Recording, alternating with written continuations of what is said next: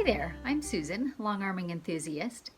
I honestly love nothing better than to share the things that I've learned, or in fact am learning, in my quilting journey with other quilters who maybe have not crossed the same roadblocks, and in the hopes that I can smooth out some bumps in the road for you and maybe make this process a little bit easier. And usually as a long armer, when we load a quilt, we will start at the top, quilt, advance, until we get to the bottom of the quilt, project done. That's the easiest possible scenario. But today I'm working on a medallion style quilt, and I'll show you some of my steps that I'm going to use for finishing that quilt. So here's a look at the quilt as it's loaded on my long arm, and you can see that it is medallion style, meaning it's got this giant block in the center with some piecing, and then it is surrounded by borders, and more borders until we get to the edge. And so it becomes fairly clear fairly quickly that I'm not going to be able to start easily at the top of the quilt and work my way to the bottom. I'd have to be stopping and starting so frequently and jumping from area to area and even quilt design to quilt design, and it would be exhausting. So what I'm going to do to make this quilt manageable is first baste the whole thing. And so that's kind of what I want to focus on today, is my method for basting and squaring up, so that when I'm finished, I think I can guarantee a quilt for my client that will be within an 1/8 inch of being square. It will be flat, and the borders will be seamless. I won't have to stop and start and break threads at all in the borders. So I begin by basting my quilt straight across the top, as you typically would when you're loading a quilt. And after that, for each pass of my quilt, for each area that fits in my throat space, I make this kind of U-shaped basting. So I've started here at this point, basted down the side of my quilt, and you can see my corner right here. I put a couple of lock stitches there, and I'll tell you why in a moment, and then I work my way across the quilt with a large basting stitch. Now if you have a machine that does a basting stitch, yay.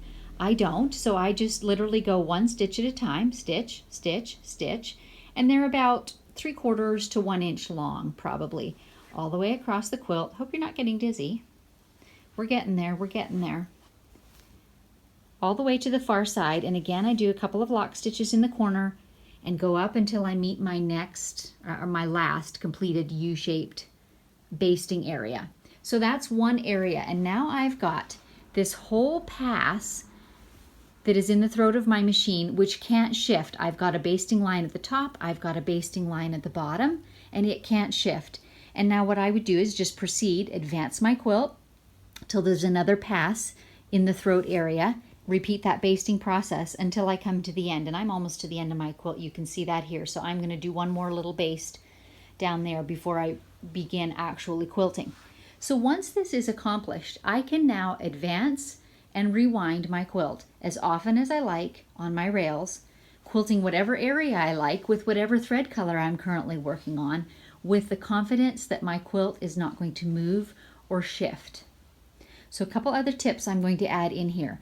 And one is, of course, I've got these basting threads running throughout my quilting, and I don't want to quilt over them with tiny fine stitches because I don't want to have to pick that mess out at the end.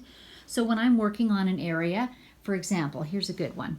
When I'm going to come in and work on this medallion style square in the middle here, I will actually pull out the basting threads that run right across here. I will pull out the top and bottom threads with a little bit to spare on each side as I work and finally finish that area. And then as I go to work on an area that's beside it, I'll pull out more of the basting threads and work my way across. And that brings us to why I did the little lock stitches at the ends here. It's so that when I undo my basting, it will not also undo my basting that is around the exterior of my quilt. I want that to remain. I just want to take out those large stitches. And what else can I tell you? Oh, that also enables me, obviously, to do the squares in the middle. And that's probably where I will start, is in the very center of my quilt. And remember that because I've basted it all, it cannot pull in from the sides significantly. It can't pull up from the bottom because all my basting rows are keeping everything fixed in place. So I'm going to start with that center medallion. I probably will leave these areas free of quilting for the time being, and I'll go next into some of these borders. I have the little green borders. I'm going to do some fairly geometric line quilting in the geese. Another green border, a tan border in which I'll likely do something curvy, And my client's one request is that I do giant feathers in the edge border. So my order of quilting, I think, projected, will be that I'll do that center medallion, then I'll do these borders, all of them here. Then I will probably come back and finish the triangles that surround that medallion. I think if I go back a little bit and focus out a little further, you can get an idea of the layout of that quilt. And then lastly, I'll come and do the tan border, and I'll come and do the feather border. And when I do the borders, I will literally start, it doesn't really matter where you begin on the quilt, but I will go all the way around the entire quilt until I come back to my starting point. It saves time, I think, because even though I have to advance and rewind the quilt a little bit oftener, I don't have to cut threads. I don't have to stress so much about how my joins look, how smoothly they look. And depending on the type of quilting that I choose, that can be difficult. So I'm saving that difficulty right off the bat. I'm saving thread color changes. If one border is a different color from the others, and they will be, I'm going to quilt green in this one. I'm going to quilt a tan in this one. So it saves those thread changes, and it just enables me also to kind of get in the groove of whatever I'm quilting on that particular border. And you know, your muscle memory kind of comes into play, and it's a bit like handwriting. You do it a couple times and it gets smoother. So I'm just going to complete that motion, that repeated pattern all the way around the quilt till I'm back to the beginning, and then I'll set off to do the next border. Same thing applies. I'm going to figure out my feather, figure out my placement, and then I'll feather all the way around the quilt before I stop. And at that point, I think my quilt will be finished. So I hope that this has been helpful to you. I hope that, as I said, I hope that it'll smooth out some of the roadblocks and answer some of your questions about the actual step-by-step process of how you work with a quilt that is medallion style, that has a distinct center more than it has rows. One of the tools that I use a lot for squaring up particularly larger quilts, and especially when I'm basting like this, is my long arm quilter's measuring tape. If you don't have one of these, I strongly suggest them, and I will put a link with the brand that I have used, but you can find them on Amazon. They're easy to find and not too expensive. But what happens is, when I load my quilt top, I make a note of what my measurements are beginning and end. On this side, I'm at 28.5 inches. At the other side, I'm at 52. You can center the tape if you want to, but it's not really necessary, I don't feel like. But every time I advance my quilt, I will make sure that my edges are at 28.5 and 52.